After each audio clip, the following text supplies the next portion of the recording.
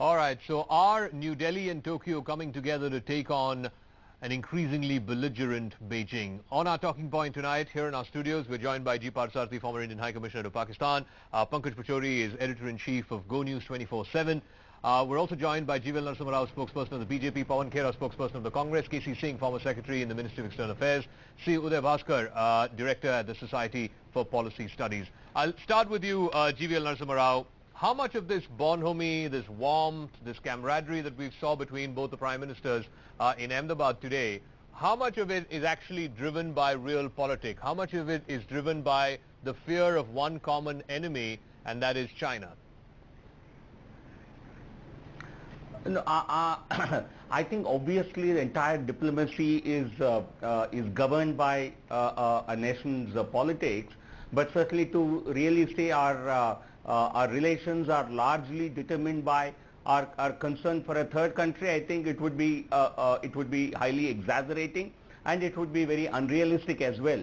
Both the Prime Ministers have met 4 times in the last 3 years. Certainly there has been a strong impetus in the relations. There has been a transformation in the relations between the two countries. We are both democracies, large democracies, 2 large democracies of Asia, having certainly common concerns on a range of issues. So certainly it's important for us to have the best of relations with Japan, but to really see this only through the prism of one country, I think would be exaggerating Pawan Khera, to a great extent. Pawan Khera, yesterday your leader Rahul Gandhi, speaking to students at the University of California, Berkeley, said that he doesn't agree with Mr. Modi's foreign policy. He says Mr. Modi has conceded space, particularly in the neighborhood where the Chinese have sort of taken in that space vacated by India. This is India's response to ever-increasing Chinese gnawing at our doorstep.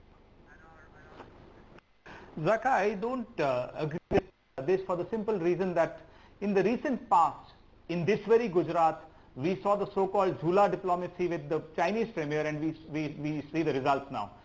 We also have seen the birthday diplomacy with Nawaz Sharif.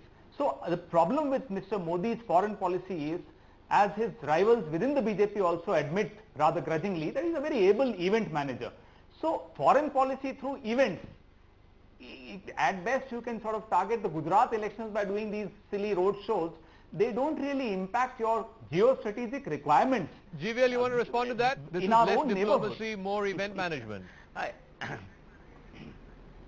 I think what else can you expect a party that has really lost its sense, and I think it's very unfortunate that the opposition really indulges in this kind of comments at a time when you have a visit by a foreign dignitary. It is not done.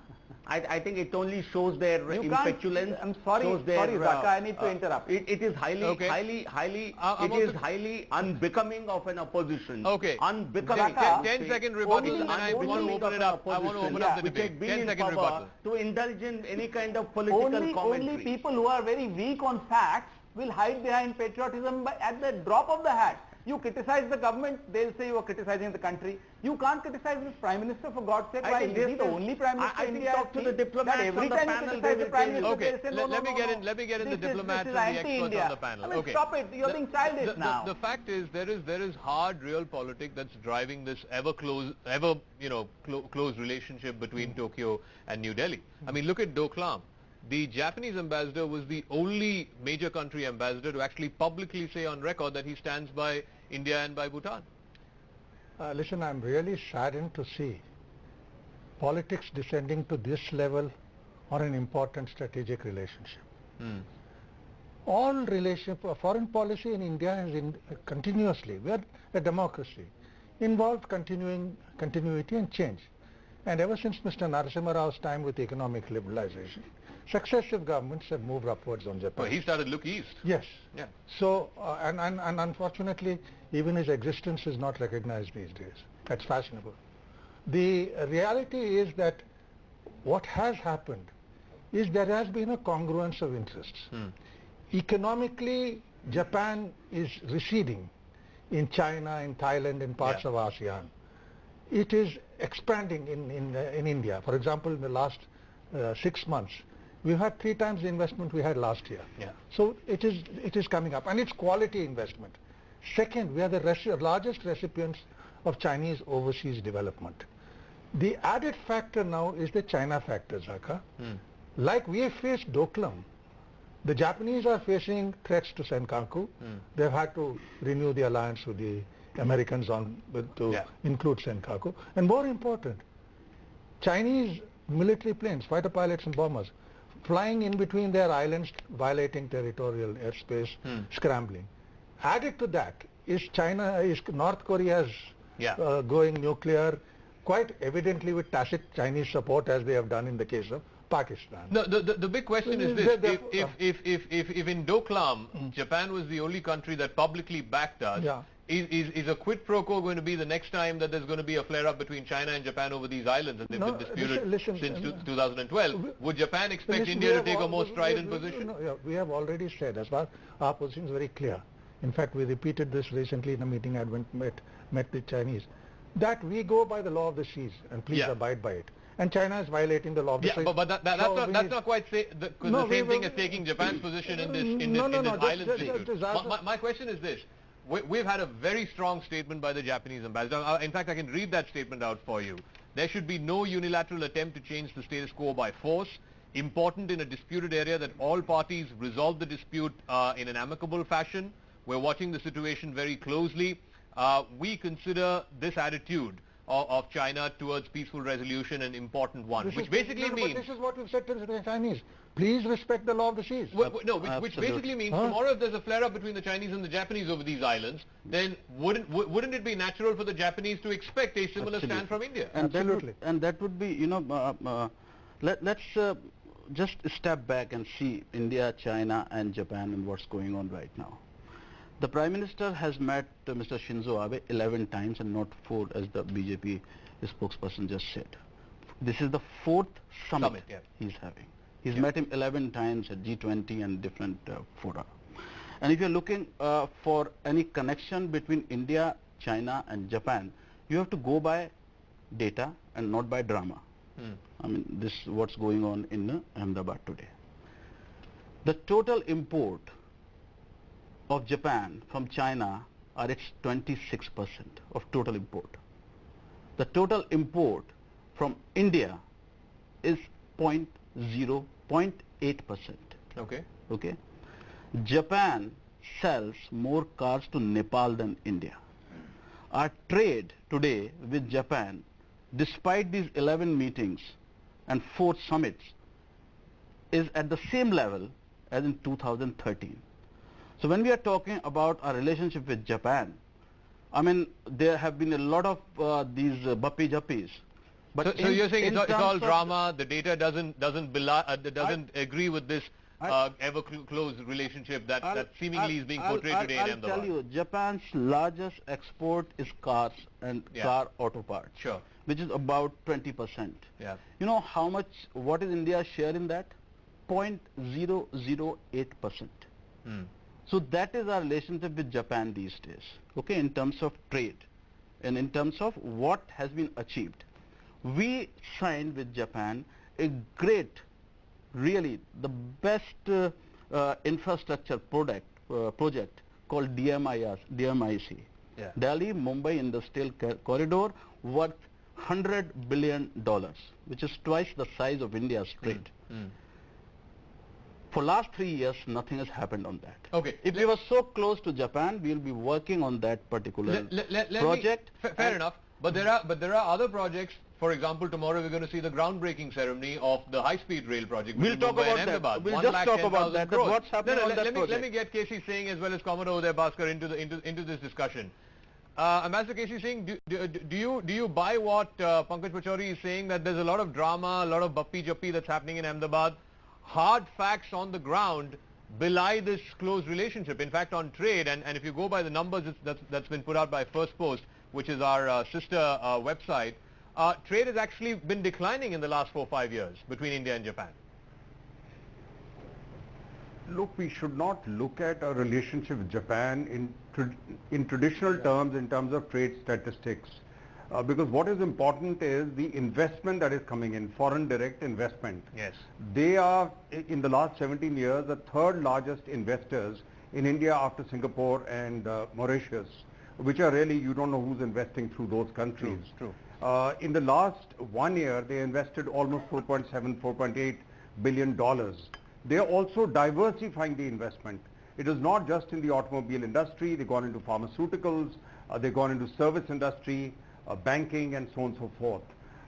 Now, there is evidence that ever since the tension between Japan and China has increased, the Japanese are moving whatever kind of supply chains they had in China in our direction. They may not all come immediately, they may not come overnight. We may not be capable of absorbing all that, but certainly they're the beginnings of it. Now let me make one strategic point that I don't think either Congress or BJP should quarrel over it, because Prime Minister Abe began his courtship of India when he was Prime Minister the last time around, which was 2005, 2006. Yeah. And I was Additional Secretary then, so that's the first time that under his leadership, the meeting of the Quad was held, which was Australia, Japan, India and US. And the one driving it was Abe. But then there was a government, he lost his job, there was a government change in Australia, Labour came in, and that quadrilateral fell through. That's the only time we met. And really the target of that was China. Very clearly it was a combination of democracies. So Abe's had that vision since a long time. Okay. Mr. Modi is able to build on it. So it's something he has inherited, he is building on it. I don't think there should be any quarrel between the two parties. Foreign policy is something in continuum. Commodore, the point is, I mean, you look at the Malabar exercises, for example. Now Japan is a regular part of the Malabar exercises. It initially started off as a bilateral exercise between India and the United States. Tomorrow, I believe one of the big deals that will be announced is for the buying of amphibious aircraft. And I'm given to understand that this will be stationed in the Andaman and Nicobar Islands. This is basically for India to tell China that, look, the Indian Ocean region is our sphere of influence, just like you consider the South China Sea region as your sphere of influence. Is hard realpolitik and each nation's security interests and a convergence of security interests between Japan and India actually bringing these two countries closer because of the fear of China? The short answer is yes, Zaka, that India and Japan do have a certain shared perception about their security interests and, if I may add, their anxieties. The only caveat I would add is that instead of convergence, given the fact that India and Japan are not in a formal military alliance, but it's a relatively nascent partnership, we are looking at the equivalent of a correspondence of interests, an overlap of interests. And just to extend this whole issue of the maritime domain, the waters that are critical to Japan and to India can now be seen within the frame of what is called as the Indo-Pacific. And I think between Prime Minister Abe and Prime Minister Modi, this is the shared comprehension about the maritime domain. And as Ambassador Casey rightly pointed out, Mr. Abe was cognizant of this more than 10 years ago. For a variety of political reasons, both in Japan and in India, we were unable to take this forward. But today in 2017, when Prime Minister Modi talks about Sagar, that is the concept of security and growth for all in the region, and Prime Minister Abe in Japan is talking about the criticality of the maritime linkages from the Persian Gulf through the Malacca to where Japan is in East Asia, that is what I mean by the overlap. And to the extent that one can interpret the current initiatives and what we saw after Mr. Jetli had recently visited Japan as the defense minister, that incidentally was his last visit in that particular portfolio, again one saw certain signals about the kind of areas that India and Japan are likely to cooperate in relation to the maritime domain. Okay. And the short point to me, Zaka, is just to add one line, they will inhabit or punctuate the Indo-Pacific in a manner that would be of relevance to China. So it's not targeting China because, as the others pointed out, for Japan, for India, China is a very important trade partner. So they will have to steer this contradictory kind of compulsion, engage on trade, economic and other issues, even if it is shrinking or receding, and be aware of the security and strategic dimension. The problem is that the Chinese view this entire South China Sea and beyond as their sphere of influence, the Indo-Pacific as their sphere of influence. Let me just list out 3 or 4 areas, and we'll see much of this tomorrow when the bilateral happens, where India and Japan are collaborating. Though they may not pitch it this way, it's clear that the elephant in the room is China. Like, for example, tomorrow they're going to elevate the Asia-Africa Growth Corridor, something that was announced by Prime Minister Modi back in May, incidentally in Gandhinagar. The attempt is to connect Africa to Southeast Asia and then eventually to Japan. Now, if you were to take a map of the world and fold it by half, for me, the Asia-Africa Growth Corridor is an exact mirror image of the One Belt, One Road. Why should we not believe that it's in competition to the One Belt, One Road? Clear. These things are never said explicitly. Sure, of course. It is very, very clear that the Asia-Africa Growth Corridor is meant to synchronize mutual capabilities of Japan and India to a common shared interest. And that common shared interest is not to prevent China from coming in, but from keeping it within reasonable limits, not a threat to us. No, but yeah, of course. But just one point on the Asia-Africa Growth Corridor. If that is the case, what is then stopping the Chinese from accelerating the CPEC? Right? They've already invested $50 billion. That's the corollary to it, right? No, Dhaka, let us be very clear. CPEC is having doubts raised in both Sri Lanka and Pakistan in our neighborhood. Okay. In Sri Lanka, you've had strikes. In Pakistan, in Balochistan, the things are growing. So sure. it's China. It's not smooth sailing for the Chinese and all this. Don't forget another thing. Japan's assistance is grant largely. Yes. China's assistance is commercial. Yes. And coming back to the point which Pankaj made, we have to look at these things in evolutionary terms. All right, we don't import cars, but certainly the number of cars China manufactures in India is one of the largest anywhere in the world, save the United States. So it is manufacturing. We don't import cars, so why should we? Okay. The last thing is, in transportation and energy, let us not forget that they have passed special legislation, amended their constitution, enabling us to get now the Westinghouse reactors, which is owned by Toshiba. That's so right. we are going to get at least 6 nuclear plants in Andhra Pradesh alone. Okay, but Pankaj Pachori, I mean the point that Ambassador also made about Chabahar. Now the Japanese are saying that they're willing to invest in Chabahar. Look at what India and Japan are doing in Trincomalee. This is in response to the Chinese in Hambantota. Let's be clear. I think what you're seeing today in Ahmedabad, you might call it Jappi and Poppi, is also borne out by the fact that both these countries realize that they don't have a choice to counter a growing and perhaps some would say a hegemonic China. The only way forward is to join hands. See, I'm not running down the Prime Minister of Japan coming and doing Pappi Chappis, but before that, just keep in mind, we've also seen our Prime Minister sitting with Xi Jinping on a swing at the same place. And what happened after that?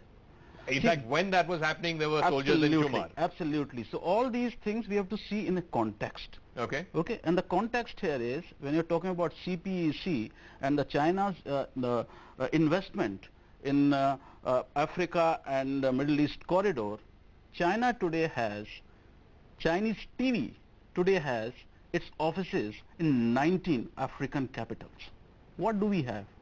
We have not invested in it. Okay, just because China has come up with this great looking, one belt, one road thing, we have to come up with something else. No. We have to be very careful when we change our foreign policy, as both the very learned diplomats on this discussion would agree with. We do not react like this, that China has done something, we are doing something. Therefore, we have to counter. We have to counter. But let me get a response from GVL. Okay, 10 seconds, because I think GVL needs to respond to some of the points that Pankaj Pachori has made. I don't think we should compete with China. Their capabilities are different. Their philosophy is different. We put together a mix with Japan, which is not going to match them equivalent. Their GDP is 6 times ours. Yes. But there is an alternative. We was able to give the Africans an alternative and not let China But GVL, why didn't you respond to this? The last time Prime Minister Modi did diplomacy on the banks of the Sabarmati was with Xi Jinping. And there were Chinese troops in Chumar crossing into our territory at that time. Again, we have this Jhula diplomacy. Today they were not sitting on Jhula, they were sitting on chairs. But the fact is that, diplomacy is driven by hard, real politics. It's not driven by as Pankaj Pachori in his words, and I'm quoting him, Bappi Jappi. No, Zaka, I think the level of discourse or debate on this channel today, on this debate, I would certainly say this is really beneath, this certainly is not expected of any debate in this country when a foreign dignitary is visiting. You cannot have Congress mouthpieces coming here and making political comments and then trying even to attack a foreign dignitary or talk about certain kind of imbalance in relations. I would advise you, if you don't wish to get even BJP viewpoint, please do not call us next time. Please have these debates with experts when you have a foreign visitor coming in. No, this is not, this is stooping too low. This is Rahul Gandhi's level of politics. Why are you getting, hang on, why are you getting so worked up? All I'm asking is, I think this is stooping low. All I'm asking, there's a point that Pankaj Pachori raised. I will answer. I will not make a political comment. Okay. No, but these are things we can debate when the dignitary leaves. I think these relations between the two countries, I've said right at the beginning, we have had very good relations with Japan for a long time, but certainly they have received a much greater thrust in the last 3 years. The Indo-Japan civil nuclear agreement is certainly a case in point. I think we have clinched that, and we are the only non-NPT country to have such a agreement with Japan. I think we should not get down to discussing a trade with regard to export or import of cars or some kind of tables in Congress party office. Please do not reduce this to this level. Let us maintain a Prime Minister, level you are of, having a summit with the Prime Minister of the country. Don't become... No, GVL. You are having a summit with the Prime Minister of the country. You have to talk about everything. You have to talk about strategy. You have to talk about trade. You have to talk about economy. You have to talk about culture. You have to talk about everything because this is a summit. And no one... No, I think there are experts who know this better than you and better than me. You didn't even know how many times your Prime Minister had met Mr. Shinzo Abe. You are telling me you are an expert? I talked about summit meetings. Hang on, one second. Let's not allow this to become personal. But let me go back to Pawan Khera. The point is this, Pawan Khera, that there were transgressions by Chinese PLA troops when the UPA was in power, and there's been transgression now when the NDA is in power. Let's be clear about what India's interests are. And these interests don't change whether the Congress party is in power or whether the BJP is in power. This is a continuum. In fact, I think K.C. Singh was the one who pointed out that this whole relationship got bracketed as a strategic and global partnership when Manmohan Singh was in power. So why are you now, and why is your leader, Rahul Gandhi, picking holes in Mr. Modi's foreign policy? If this is his way of responding to a belligerent China... No. We are not picking holes. We are just showing what the so-called policy is not showing results. Now, Mr. Parthasarathy says that, we are politicizing foreign. I'm sorry. All foreign policy, all policy is at the end of the day political. And particularly this government does everything on foreign policy targeting the domestic audience. And they put so much at stake that it becomes very difficult to back. This kind of a loud diplomacy, it becomes very difficult to backtrack them. And I agree with Pankaj. Don't try and do knee-jerk reactions. Oh, if they are coming with CPEC, let's also come up with AAGR. That doesn't work. What happens tomorrow if Japan gets closer to China? And the pivot of Asia policy is no longer the bedrock of the US policy vis-a-vis Asia now. So things keep changing. It's a dynamic global world we are living in. And you can't reduce this debate. Pankaj Pachori is a mouthpiece. He's stating data, he's stating facts. He's not just talking about cars, he's talking about the overall economic trade-off between China and Japan and India. He's right there. Why does GVL doesn't have facts, so he starts attacking people personally. I'm sorry, it's not fair.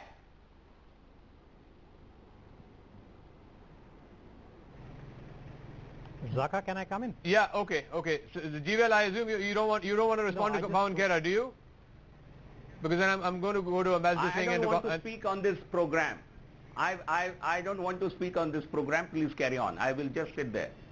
But okay, I don't know what it is that you've... Can I come in? Okay. Let me bring in Commodore Uday Bhaskar. No, I think let the viewers judge. Okay. If I could... Commodore Uday Bhaskar. Zaka, I just want to... Yes. Yeah, I just want to add, one perspective. I think it would be misleading to say that all foreign policy is political. I'm an analyst, and I'd like to sort of make this observation in the debate, that all foreign policy in a normative framework should be about the national interest in the long term. And it has to either protect a certain aspect of the, again, national interest. It can be security, it can be strategic, it can be economic, whatever. And I think the political acumen is in how you are able to either protect, advance or nurture that particular aspect of the national interest in a given political context, which is either bilateral or regional. So to that extent, I think when you look at India and Japan in the framework of the national interest, I think over the last 10 years, frankly, I'd say from Prime Minister Narasimha Rao to where we are now, we have explored various tracks. The Japanese have had their own constraints, but I would make the case that we are making progress, and I'll only stick to the defense and security realm.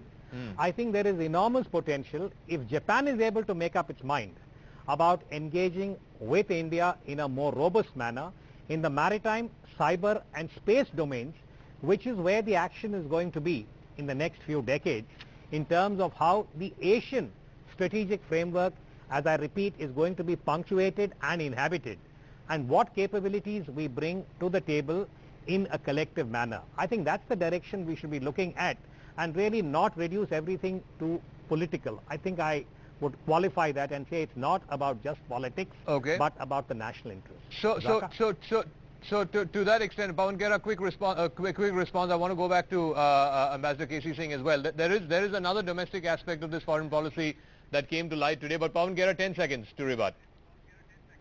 Uday, I agree with you. What I meant, even politics, at the end of the day, what is the objective of politics? To keep national interests above everything else.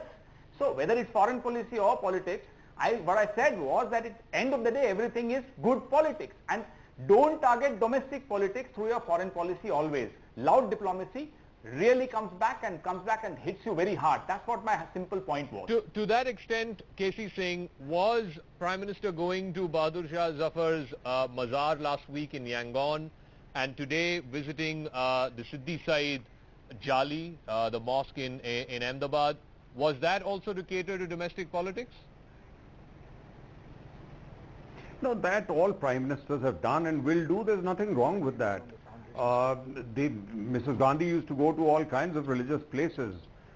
Prime Minister Nehru was a bit of an agnostic, otherwise most prime ministers have done it. That doesn't matter as long as it is even-handed. You are sending signals to different parts of India, different language groups, north, south.